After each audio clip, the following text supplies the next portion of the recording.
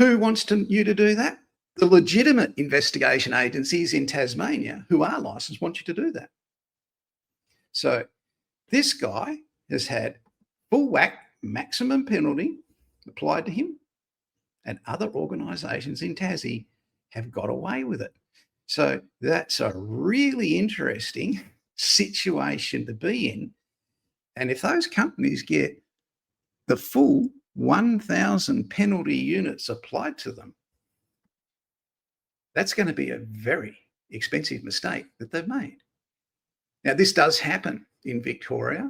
I'm not aware of it happening in New South Wales, Queensland, Western Australia or South Australia,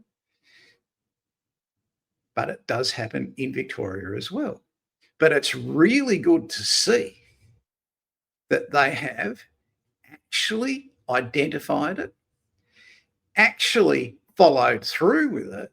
It was the police that did it, not the Consumer Affairs Authority. Now, I don't doubt that the Consumer Affairs Authority is underfunded and understaffed.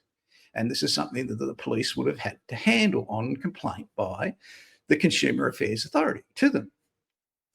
The fact that this guy's done a lot of different frauds also helped the police in relation to it. So that's really interesting to see that this week, 5th of December 2025, happening in licensing in Tasmania.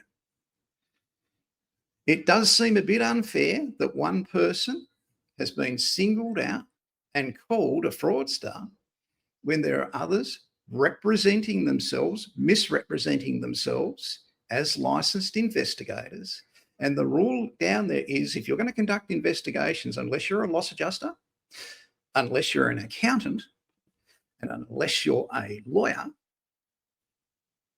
or you work for an insurance company, you must be licensed. So that is a really interesting development. And part of what we do here in Spy Curious, because if we don't tell you what's happening in licensing, nobody's ever going to know.